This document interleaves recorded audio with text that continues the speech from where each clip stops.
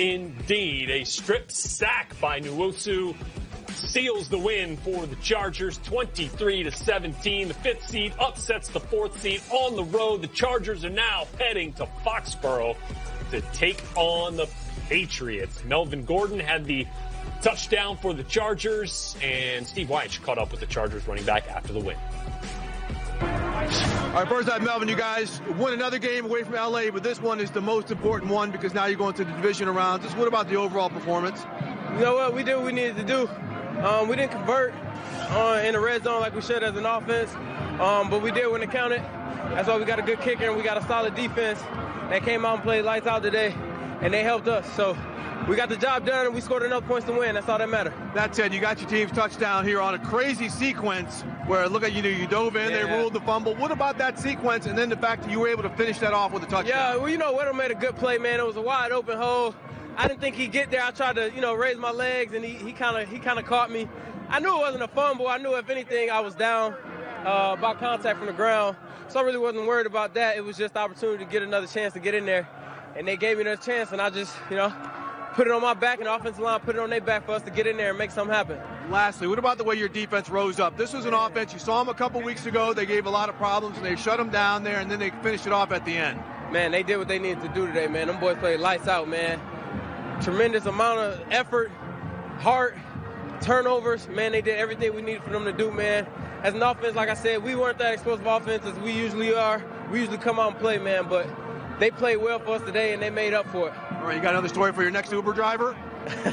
We're going to find out. All right, great. All right, Steve Wyche there with Melvin Gordon. And so there you go. The Chargers as the 5 seed now heading to face the 2nd-seeded Patriots from Gillette Stadium in Foxborough on Sunday, a 1:05 Eastern Time kick on CBS. And Tom Brady, who has not lost a divisional round matchup since 2010, little Instagram post. Hey. Got my money on Phillips if they get in a fight. I like this. Do you? I said in a fight. Scrappier, in a fight. Maybe. Yeah, he's the scrap to him. Country boy, man. Should be fun when these two get together. One has a wealth of Super Bowl experience. The other, none. Brady and the Patriots have made a habit of getting to the AFC Championship game. Can Phillip Rivers and the Chargers stop the streak of AFC Championship game appearances for the Patriots? How would they do it? Yes, they can. They can do it. First of all, their defense is playing lights out all year long. And that's how you got to put pressure on Tom Brady. You got to make him uncomfortable in the pocket. So Bosa, Ingram, they got to make sure they get him off the spot because he's going to be behind the center, behind the guard. They got to be able to run the football, but it's going to be critical once they do get into the red zone on the offense that they score touchdowns. Yeah, a lot of field goals today. And some of those were longer field goals, but field goals nonetheless. Michael Badgley was 5 of 6 today for the Chargers. It was actually the most any Chargers kicker has ever made in a playoff game in franchise history. So what are your thoughts here, James, on this matchup here with Chargers and Patriots, something that makes a difference? I've been rocking with filthy Phillip Rivers all year long. I think this is filthy. Why is he so filthy? Man, I had a cup of coffee with the Chargers, so that's just a nickname I gave filthy. But I like their matchup against the Patriots. They have a bunch of big-time receivers that can make plays. You got Mike Williams, you got Keenan, you got Tyrell Williams, you got guys that can make plays. They don't have a pass rush like Baltimore has. They don't have a defense like Baltimore has. I think Filthy is due for a big game. He's going to spread the ball around to a lot of those playmakers. I like them in this game. What's the path to victory for the Patriots offense? It's a little void of the normal weapons that we've seen here from the Patriots. This is not the Rob Gronkowski that we've seen in recent years. It's Julian Edelman in the run game? Is that how you do it? I think you got to lean on Sony Michel and the run game to try to get this victory, and you want to keep Phillip in that offense off the field. You know that your defense is not as strong as it usually is. You guys are giving me that look like he missed the field goal, but filthy Phillip Rivers. And what happened? Cody Parkey missed the field goal. Hit the left upright and out. Wow. The Eagles are going to win. Well, anyways, back to what I was saying, man. They got to run the ball with Sony Michel. Wow. And this is one of those instances where the timeout pays off. Because on the first attempt, Doug Peterson called the timeout. Yep. Oh, my. And on the second attempt, Parkey misses. It's going to hit the left upright, and with 5 seconds to go. And what happened is that he called the timeout, Parkey turns around and starts shaking his head like, I can't believe he called the timeout, but you knew he was going to call the timeout. Yeah. So in your mind, you can't let that type of play or that type of call for opposing team get into your mindset. Oh, that's definitely a meme right there. Oh, my goodness. You saw the look on Akeem Hicks's face. Oh, my God. Good, not good. Oh, man. Oh, kickers. You know, you think about it, when it hits the upright, an inch or two the other way and it slides in instead of bounces right back out. Matt Nagy ain't moved. He been like this the whole time. He's shot. He ain't moved, man. Oh, my. Tell you what. That hurts. So Nick Foles and the Eagles, the 6th seed, will now head to New Orleans. I mean, I'm not even a Bears fan or an Eagles fan, but that's a gut shot, man, right there.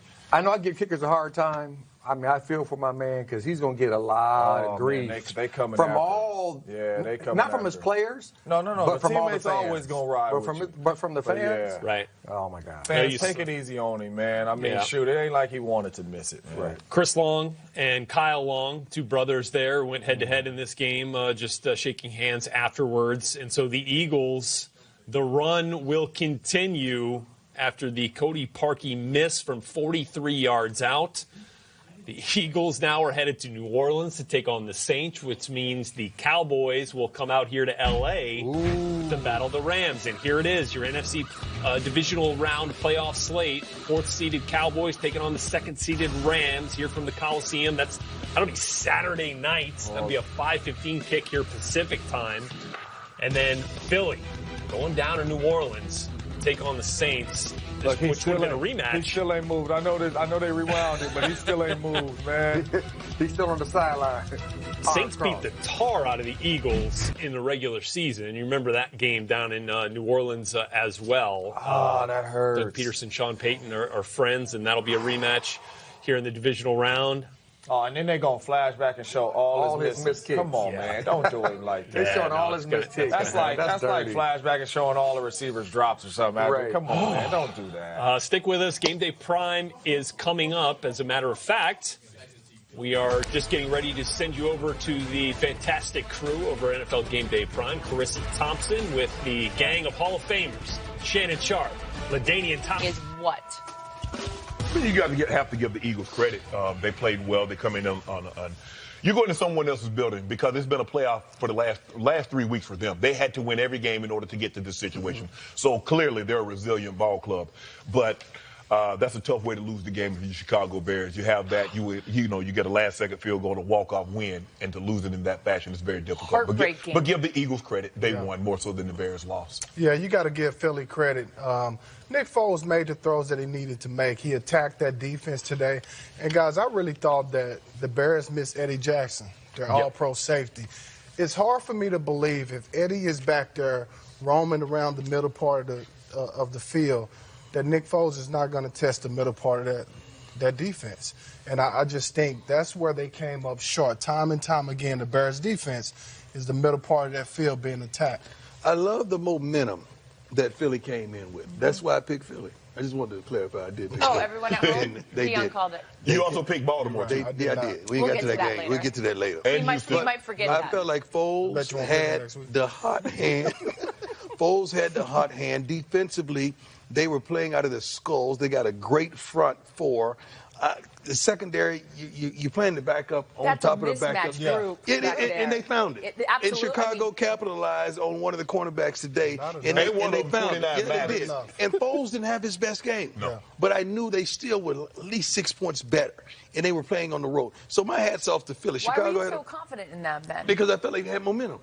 They had momentum. Not only did they have momentum, Foles and experience? Because of Foles Trubisky and experience. And Prime has always said you didn't believe in Trubisky. You always said that. He had a good game, though. He had a really good game. He didn't turn the ball over, and we've always said if he plays well enough and you rely on that defense, then the Bears can win. But see, that's the thing. If the defense don't play out of their skulls and score off of a turnover and provoke several turnovers, they got, a couple turnovers today, it was going to be tough because they're not explosive offensively. Right. And real quick, I hear you giving Mitchell credit, but there were some throws he missed. And there were some throws that should have been intercepted today.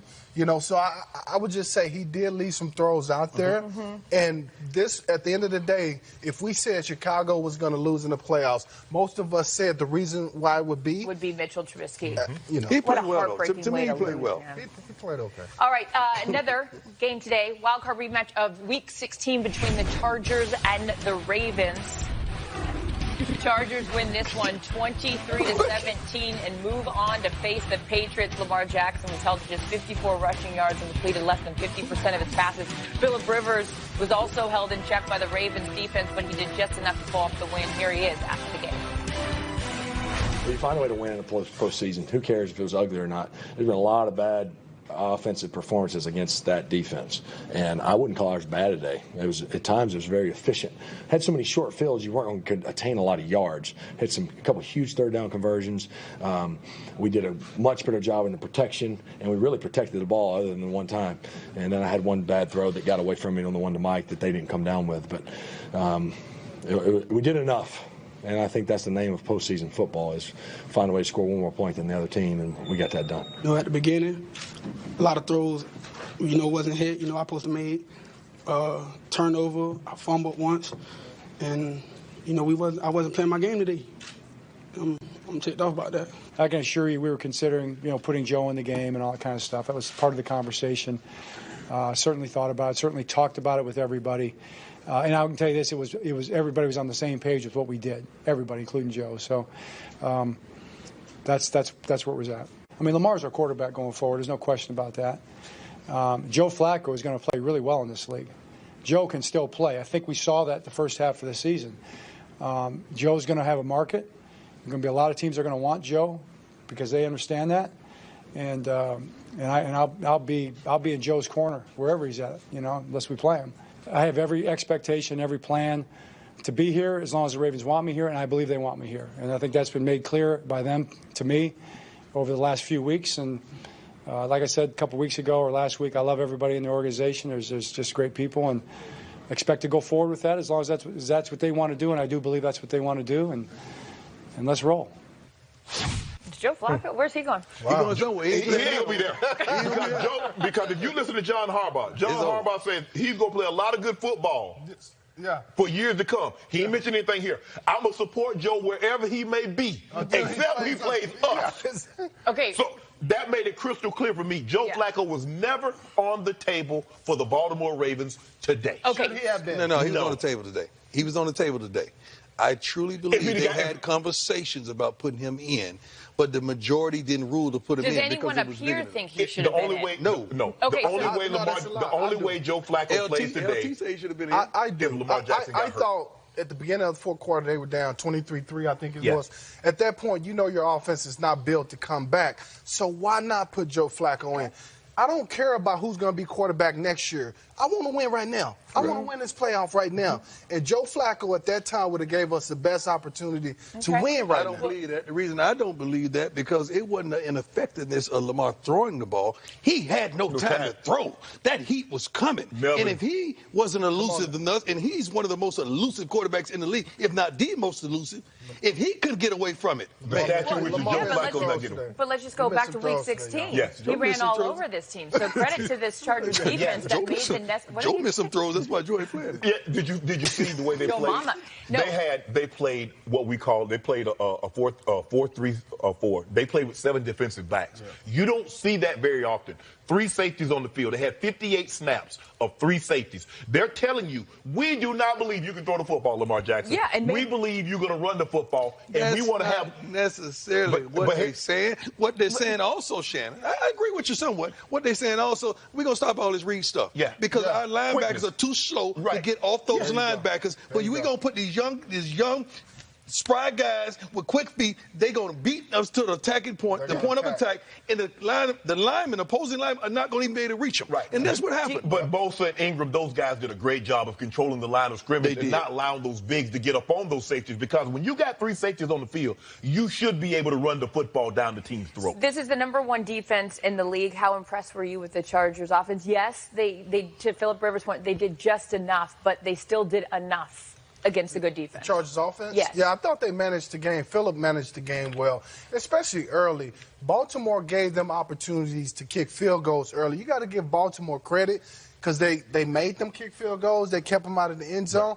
And so if you're Phillip, you're saying, hey, just not do anything crazy. Yeah. Don't beat ourselves. We're kicking field goals. We're up. Make them beat us. And I thought he managed the game well. Yeah, they absolutely did. And that Chargers defense did an incredible job, control time of possession and all sorts of things, being able to advance. Go for it, Dion. Say what you're going to say. Dak be balling. Is that what's different about what is it different about this Cowboys team? Because we sat up here all year long saying it's this, it's that, it's that, it's They're this. a better team. We don't want to give them credit. Some of us are sitting on the set and calling no name in the Gucci shirt. What you mean they're a better team? They brought in one guy. No, they're a better team. Yeah. They're a better overall football team. The quarterback is more mature. The lineman is blocking a lot better than they blocked last year. Zeke is at full tilt. Remember, he looked a little heavy, a little step slower. The receiving core is so much better. And defensively, oh, my God. I think that's what's Yes. different. I think that's the biggest, in my mind. Their defense is incredible. You look at the game yesterday, okay? They knew that Seattle was going to get off the bus running the football. Seattle run the ball more than anybody in the National Football League. Number one running team in football. And Dallas accepted the challenge. Said, we're not going to let you run the football. They only 3 yards of carry. Chris Richard did a great job. Not in front of this. You're right. He knows that team so pretty to me, well. that's the biggest difference. For me, it's Coop. Because what he's allowed you to do is take that safety up out of there, because if you want to put the safety down to stop Zeke, because before they had no one that could go get open one-on-one. So now you bring Coop in.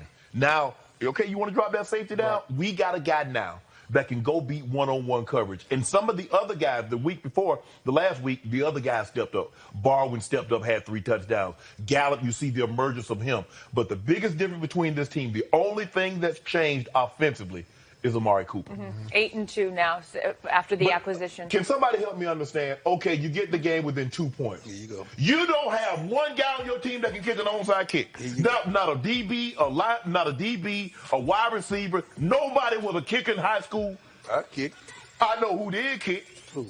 They could have called O'Shea Sharpe out there. You kicked off. No, stop it, please. When were you doing this shenanigan? Come on, man. Shenanigan. Let me see. Even that was funny to me. I want a close-up. Did you see? I want a close-up. Yeah, let's see this. Really let's not see this this hard. outside. You gonna kick it? When are you doing this? While we're watching the game? Oh.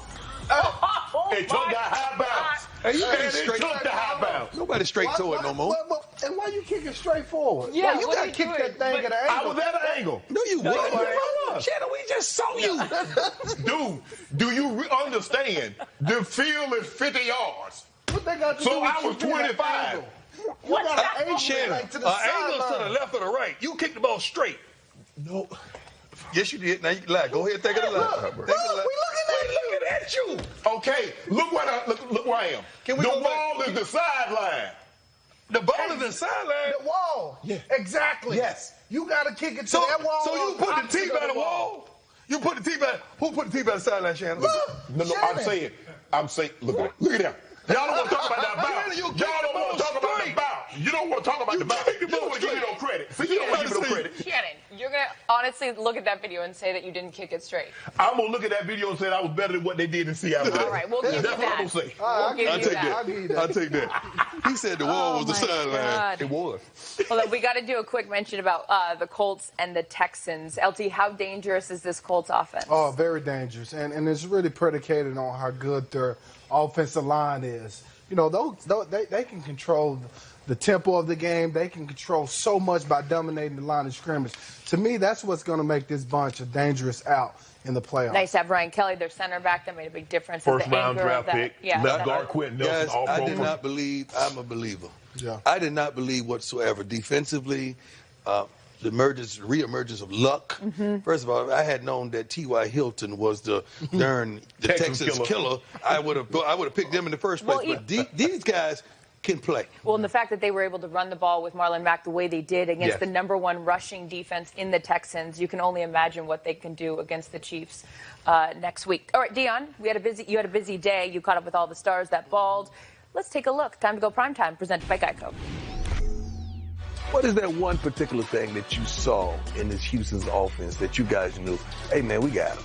Well, we wanted to stop the run early, and that's what we did. We came out and we wanted physically up front, and we wanted to disrupt the shot. I mean, DeAndre Hopkins, so we pressed him a whole lot to kind of take timing off his route. So we just kept him in the pocket the whole game and took away his running ability.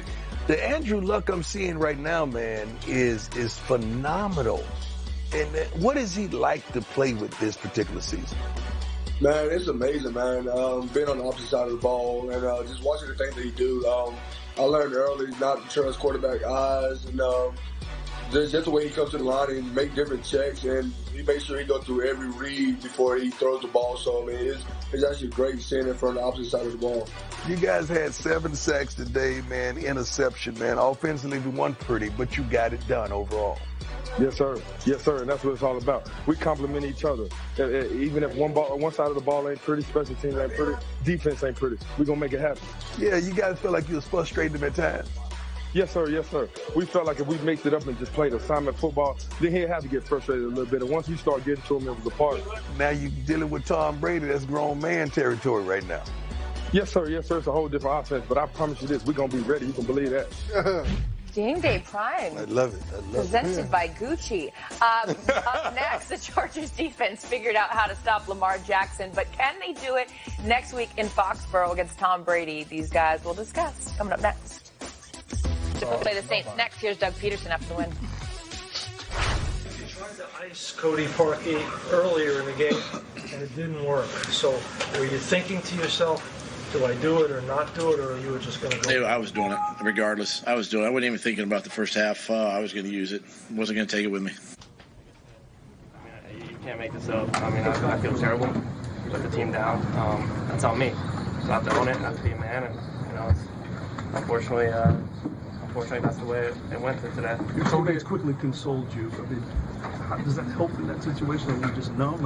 Of course. I mean, that's the worst, one of the worst feelings in the world to let your team down. So I feel terrible. I'm gonna continue to put things in perspective. Continue to just put my best foot forward and just sleep at night knowing that I did everything in my power this week to go and make that kick. And for whatever reason, at the crossbar and the upright, and I still couldn't do it. So, I feel terrible. Ben's Phillip Rivers has never beaten Tom Brady. Wow. How does that change this time around, LT? Well, we all know the blueprint to stopping the Patriots and Tom Brady. The first thing that you got to do is get pressure on Tom. Chargers have pass rushers that can do that, especially up the middle. They're going to move Bosa around, put him on matchups in the interior of the line. Mm-hmm. And then on the back end, you got to have somebody that can match up with Julian Edelman. They got an all-pro DB in Desmond King. They also got an all-pro safety that can match up with Gronkowski. So they have the tools to make it work. If they do that, I think they have a good shot of winning. Shannon, how does Phillip Rivers and this offense go on the road in Foxborough and have success? Well, I haven't seen them. Melvin Gordon is not healthy. I mean, he out there with 2 knee braces on like he's a Notre Dame offensive lineman. So I don't even know how he's able to play. But they're going to have to take advantage because this might be the weakest of the New England Patriots defense that we've seen. Now, they do give up a lot of yards. They don't give up points. But there are plays to be made. They got big receivers that can go up and high point the ball. Antonio Gates, he showed me a little something that Antonio Gates, 60 years old. Yeah, he did, but he turned out there with a walker. Had some big third down catches, though. But like LT said, the key for them is Tom Brady. You got to get to Tom, and you got to get him up the middle. You know what it sounds like? It sounds like those two are trying to talk themselves into the possibility of the LA Chargers beating Tom Brady and them.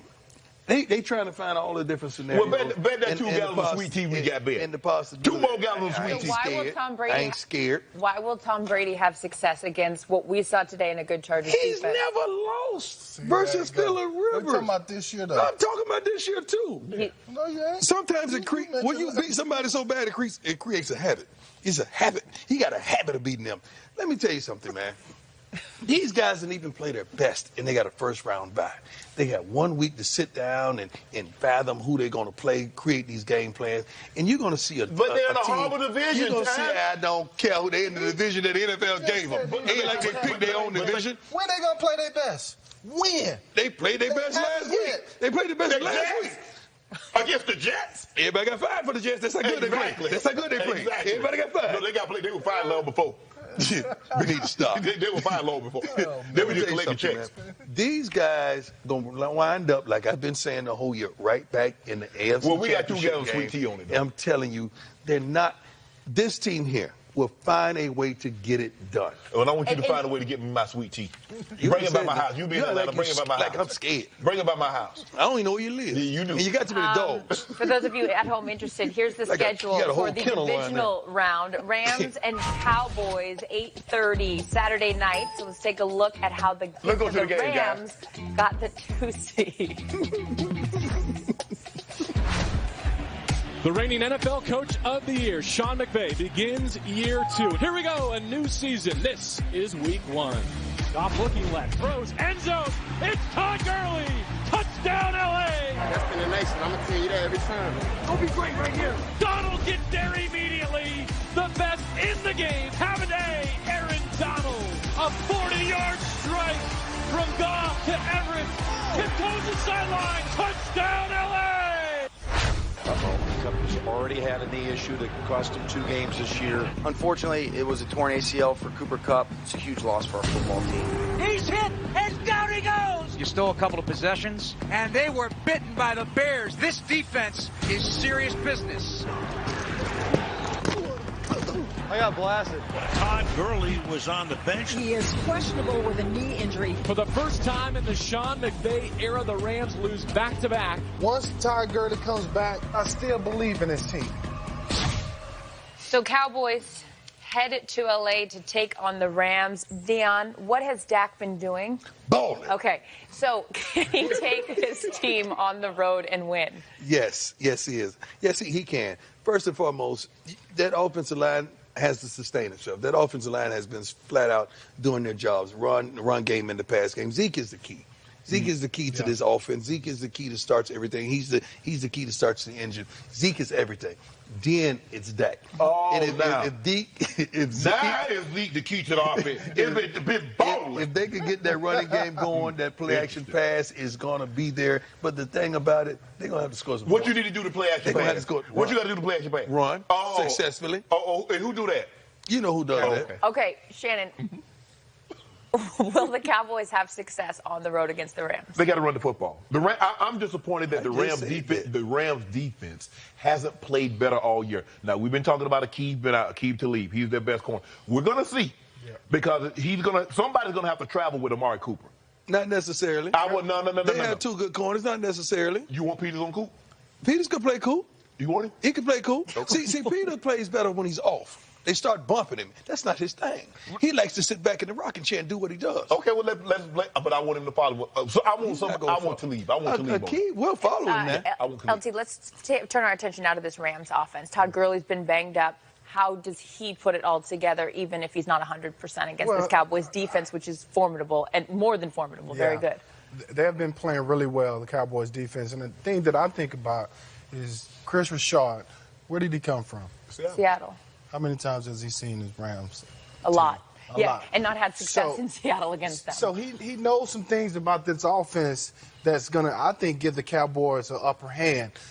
And especially if Todd Gurley is not healthy. But C.J. Anderson has been running the ball extremely well. Now, he doesn't catch the ball out of the backfield or get the plays down the field. It's not Todd Gurley, though. No. Clearly, you want TG. No question about it. But see, where they're going to try to attack the Cowboys is on the perimeter. That's what the Rams try to do. They want to get the run going on the perimeter. And right now, Lawrence is playing. The guys on the end, Lawrence, those guys, they're playing well. So I don't know if the Rams will be able to run the football effectively. So right now I say to you, you can have Zeke or you can have Todd Gurley. Who are you taking? In this game, I'm taking Zeke. I'm going to take the healthy of the 2 guys. I'm taking Zeke. But also because I'm taking Aaron Donald. Like Shay said, Aaron Donald about to whip everybody. But like you said, though, the Rams will give us some yards now. Yeah, they will. They'll give us some yards. Ain't no answer for Aaron Donald. Aaron Donald will whip everybody. Is he your X factor in this game? Or he's the factor. He's really the MVP. The A factor, the B factor, the XYZ factor. If there's a factor, the GUCCI factor. Yeah. We don't know what's going on. It's an eye chart. Everything's happening over there. We are one step closer to knowing which teams will play in Super Bowl 53. But on Saturday, a couple of lucky fans found out they're headed to Atlanta for the big game, courtesy of Commissioner Roger Goodell. Stoney and Diana Kirsch, lifelong Cowboys fans, were surprised yesterday at the game. It's part of 500 Super Bowl tickets the league is giving away to community leaders, youth football coaches, and fans that have served our country. Very, very, very cool. I hope they have a great time, and if they have it their way, their team will be in it. Coming up on Game Day Prime, Andrew Luck has been one of the hottest quarterbacks in the last 2 months, but can he keep up with who? With your what? Your homeboy? No. Okay, well, we'll talk about that, the Chiefs' high-flying offense, and a whole lot more. Our Hall of Famers break it down. The battle in Arrowhead is the next discussion. We're going to see. Blossom. I mean, we went into this game expecting pretty much to do what we did, knowing we're playing a great Seattle team, knowing the game was going to serve us some ups and some downs, but we expected this. We expected to win. So, I mean, as I said, it was excitement. I mean, we're in a tournament where you win or go home, and we won, and we're going to go on to the next one. So it's about moving forward now. It's great. I mean, it gives us a chance to keep going on. I mean, honestly, simple as that. I mean, I want to, me and this whole team, we want to win it all. And you can't do that without taking care of the first one, and we're just able to do that one tonight. So a lot of excitement, but my goal is bigger than just one playoff win. It's very disappointing to be done right now. Nobody wants to go home. These guys are ready and raring to go, and we feel like we're just getting warmed up. But that's the way it is. And so I couldn't be more forward thinking about these guys. I couldn't be more positive about what's here in this locker room and what can happen for these guys. So we'll have to give some time up, and then we'll come back around and get cranking again. But it's a very special group. Here is Patrick Mahomes. Let's get it! This is officially the Mahomes era. Mahomes fires for the end zone. Touchdown! Kansas City! 13 in 3 weeks. I assume he's human, but I'm not certain about it. He's looking to the left side. He throws it left-handed to Tyreek Hill. Batman's left-handed. Throws it like almost no look. That's incredible. Look at the magic of the quarterback. One of the most anticipated showdown games, highest scoring game in Monday Night Football history. This is the game. Shotgun snap. Rivers rolls to the right, throws to the end zone. Caught! It's good! And Kansas City just has no answer for the Seahawks receivers. If the Chiefs can't.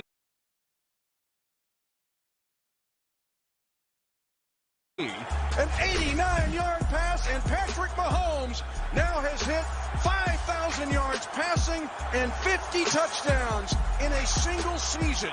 The Chiefs are the #1 seed in the AFC playoffs. And that is how the Chiefs won the division and clinched home field advantage in the AFC. Next up, the showdown with the Colts, who knocked off the Texans on Saturday. So Indy's defense shut down Deshaun Watson. Can they do the same to Shannon's homeboy? It's going to be tough.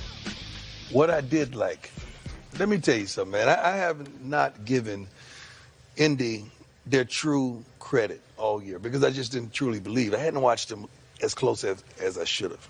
What I seen versus Houston, they just drive right down the field methodically and score, then score again and score again. That means that they can score. Mm-hmm. I really believe that defense for Houston is much better than the defense from Kansas City. No, like first and 31st. That's what I'm trying to tell you. I'm just telling you that. So therefore, that means they're going to have opportunities. Now, if Kansas City find themselves down, that's going to be something to behold because Indy can score. They could run the ball successfully. They could throw the ball successfully. And really, it's no answer for T.Y. Hilton. Who do you like in this game? I don't know yet. It's not in. Okay, we'll get back to you. It's not in yet. It's not in. What do you mean it's not in? It's not in. I got to feel it. I don't just talk on I've been on the Indy bandwagon for a while, you and I, LT, but that's not the question that Chris asked. But here's the thing. Now, Houston. Kansas City's defense leaves a lot to be desired. But the one thing they can do is they can pressure your quarterback. D4, double-digit sacks. Chris Jones, who I think should have been an All-Pro, going to the Pro Bowl, 14.5 sacks.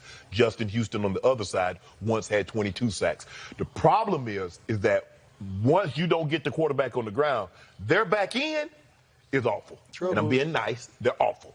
Now, I'm not worried about Kansas City getting down because when you have Tyreek Hill, you have Travis Kelce, you had a quarterback that goes 50 and 5,000 in a single season, you can make up ground. The question is, can they stop Indy from running the football? And if they can't, they're going to be in trouble. This is how I see it.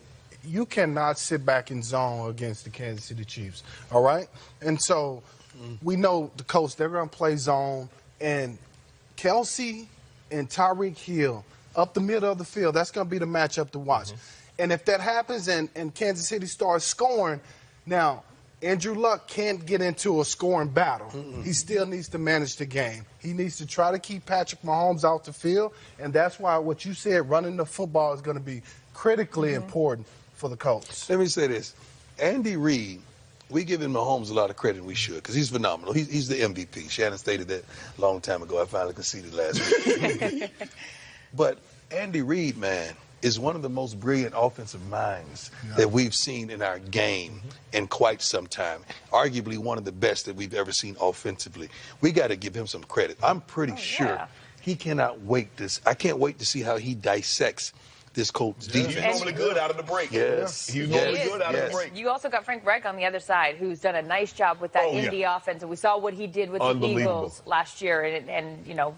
He wasn't their first choice, but Frank Reich might have been the best choice. It's well said. And because, you know, you look, and it was reported he's the only guy that didn't ask the health status of Andrew Luck. He wanted the job.